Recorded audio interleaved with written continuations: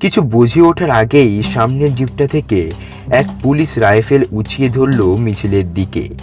গুরুম শব্দে কেঁপে উঠল রমনা মাঠ। রফিক লুটিয়ে পড়ল তার মাতৃভূমির প্রান্তরে। করিমের চোখের সামনে তার প্রাণের বন্ধু রফিক মাটিতে লুটিয়ে পড়ল। কাতর আর্তনাদে সেদিন করিমের চোখের সামনে শহীদ হয়ে গেল তার ভ্রাতৃসম রফিক।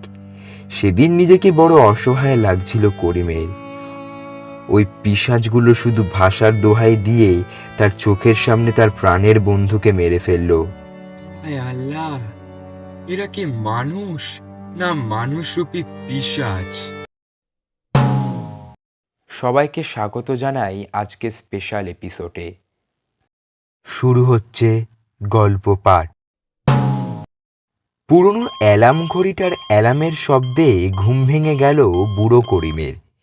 চৌকি থেকে নেমে দাওয়ায় এসে করিম দেখল পূবের আকাশে সদ্য পাকা কামরাঙার মতো রক্তিম আভা ছড়িয়ে পড়েছে। দূর থেকে শোনা যাচ্ছে ফজরের নামাজ ঘোষণাকারী আজানের মায়াময় ধ্বনি।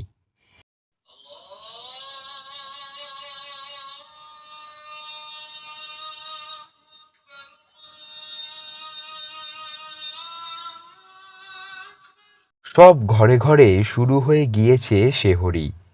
করিমেরও সেহরি করার সময় হলো। রো আপচা, খেজুর, পাউরুটির দুধ আর আগের দিনে তৈরি করা ডিমের ঝোল, এই দিয়ে করিম সেহরি সারবে। কিন্তু খাবারগুলো ছুঁয়েও দেখল না বুড়ো করিম। দেখতে দেখতে আজান শেষ হলো। আজান শেষ হয়ে গেল আজকের দিনের মতো, যে মুখে আর কিছু তোলা যাবে না। তবুও এক টুকরো খাবারও করিম মুখে তুলল না। খেতে ইচ্ছে করছে না যে। তার মনে যেন কি একটা পুরনো কথা আস্তে আস্তে ভেসে উঠছে। হঠাৎ করে করিম দাওয়ার উপরে বসে পড়ল। দুটো হাত বুকের কাছে জড়ো করে সে কি বলবে ভেবে একটিমাত্র শব্দ উচ্চারণ করল, ইয়ে আল্লাহ। কথাটা উচ্চারণ করার সঙ্গে সঙ্গে যেন আপনা আপনি বুড়োর দুই চোখ বন্ধ হয়ে গেল, আর মাথার মধ্যে যেন শুরু হলো এক রক্তাক্ত ইতিহাসের বায়োস্কোপ। হঠাৎ করে করিম দেখতে পেল সে আর বুড়ো নেই। তার পরনে নেই লুঙ্গি আর গেঞ্জি। এখন সে ঢাকা বিশ্ববিদ্যালয়ের ইতিহাসের দ্বিতীয় বর্ষের ছাত্র মোহাম্মদ করিম উদ্দিন। তার পরনে সাদা পাঞ্জাবি, মিলের কালো প্যান্ট আর হাতে প্ল্যাকার্ড, যার উপর লেখা আছে, উর্দু নয় বাংলা চাই, বাংলা কথা বলতে চায়। তারই মতো আরও শত শত সমবয়সী কিংবা জুনিয়র বা সিনিয়র সাদা পাঞ্জাবি পরে হাতে প্ল্যাকার্ড নিয়ে এগিয়ে চলছে বিশ্ববিদ্যালয় প্রাঙ্গণের দিকে। আজ যে তাদের জমায়েত হওয়ারই দিন। আজ যে 21শে ফেব্রুয়ারি 1952। আজ যে তাদের অধিকারের দিন। আজ যে তাদের মুক্তির দিন। যে অরাজকতা এতদিন দেশে চলছে তার শান্তিপূর্ণ অবসানের দিন আজ। আজ যে 21শে ফেব্রুয়ারি। 47-এ দেশ স্বাধীন হবার পর থেকেই কোনো বাঙালি হিন্দু মুসলমান পূর্ব পাকিস্তানের অংশ হয়ে সুখী হতে পারেনি। ধর্মের নামে দেশের ভাগাভাগি এ কেমন মগের মুলুক? কোথাকার কে পশ্চিমের লম্বা চওড়া দাঁত ভাঙা উর্দু বলা লোকগুলো কিনা বাংলা শাসন করবে, আবার তারা ঢং করে সুজলা সুফলা শস্য শ্যামলা বাংলাদেশের নাম দিয়ে পূর্ব পাকিস্তান। করিমের হাসিও পায়, আবার কষ্টও হয়। কিন্তু এতদিন সে কষ্টটাকে চেপে রেখেছিল তার বুকের ভেতর। আজ তার মুক্তির দিন। দেশভাগের সঙ্গে সঙ্গে পাকিস্তান সরকার হঠাৎ করে মাথার উপরে বাজের মতন ঘোষণা করল, আজ থেকে রাষ্ট্রভাষা উর্দু, বাংলা আর চলবে না। স্কুল, কলেজ, অফিস, আদালত সব চলবে উর্দুতে। বাংলার ছেলে মুখে বাংলা শব্দ উচ্চারণ করতে পারবে না। গাওয়া যাবে না কবিগুরু কিংবা বিদ্রোহী কবির গান। এ কেমন কথা? ব্যাস, তারপরেই এই বাংলার সহস্র দেশপ্রেমিক ছেলের শিরাধমনীতে বইতে লাগলো বাংলা ভাষার মাধুর্যের স্মৃতি।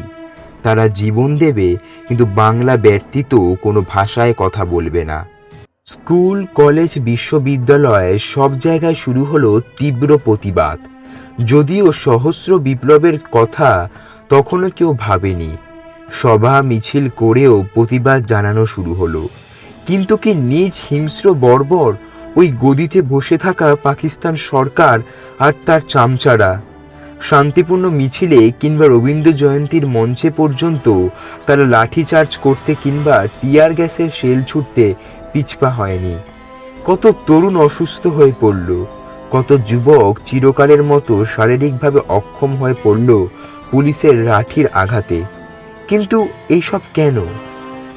এসবের একমাত্র কারণ আজন্ম বাঙালিরা বাংলায় কথা বলেছে, তাও আবার তাদের শাসিত পূর্ব পাকিস্তানের মাটিতে দাঁড়িয়ে। হায় ঈশ্বর, বাংলা মায়ের ছেলে কিনা শেষে বাংলা বলতে গিয়েই মার খেলো। সেদিনও এমনই একটা শান্তিপূর্ণ পদযাত্রায় অংশ নিয়েছিল করিম। সঙ্গে ছিল তার প্রাণের বন্ধুরা রফিক, আসিফ, মইদুল, বরকত, আরও কত চেনা অচেনা ভাই। তাদের হাতে প্ল্যাকার্ড, মুখে স্লোগান, উর্দু নয় বাংলা চাই, বাংলা কথা বলতে চাই। রমনা মাঠের কাছাকাছি চলে এসেছিল করিমদের দলটা। এমন সময় কান ফাটানো একটা সাইরেনের শব্দ। সবাই এদিক ওদিক তাকাতে লাগলো। করিম ছিল মিছিলের একদম সামনের দিকে। হঠাৎ সে দেখল ডান দিকের মেন রোড থেকে তাদের দিকে ছুটে আসছে কয়েকটা পাকিস্তানি পুলিশের জিপ গাড়ি। হুড খোলা জিপের ওপর থেকে উকি মারছে টুপি পরা কয়েকটা হিংস্র মুখ, তাদের হাতে রাইফেল।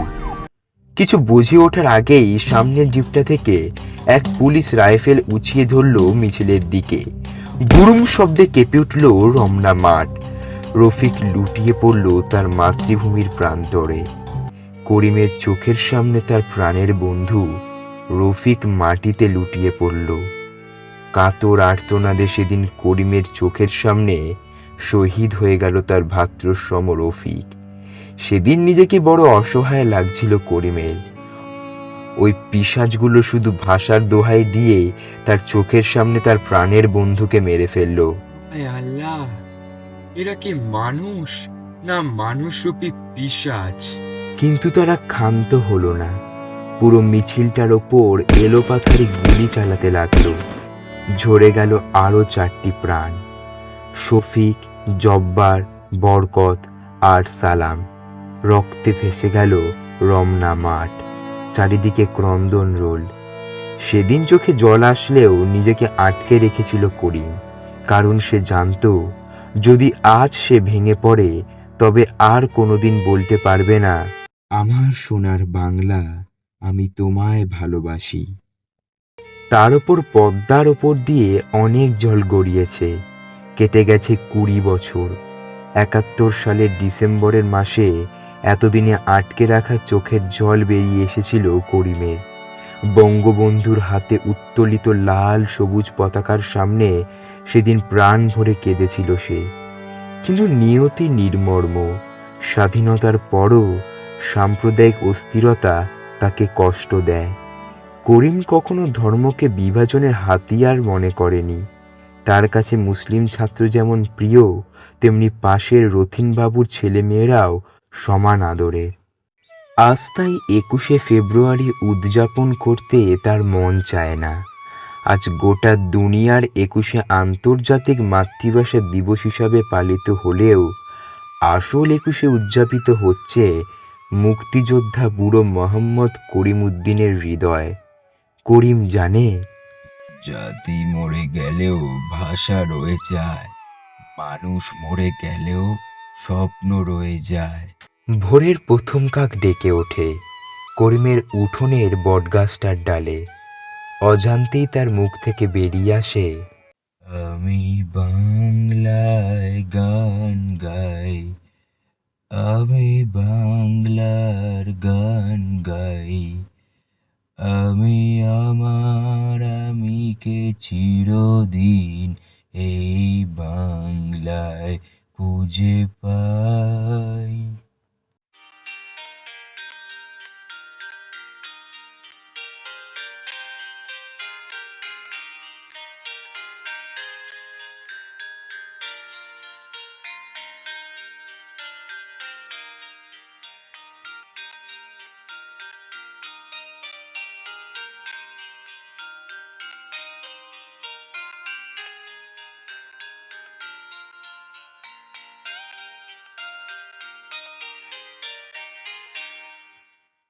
শুনছিলেন হৃদয় রয়ে যায় 21-এ, লেখক সৌম্যদীপ জানা।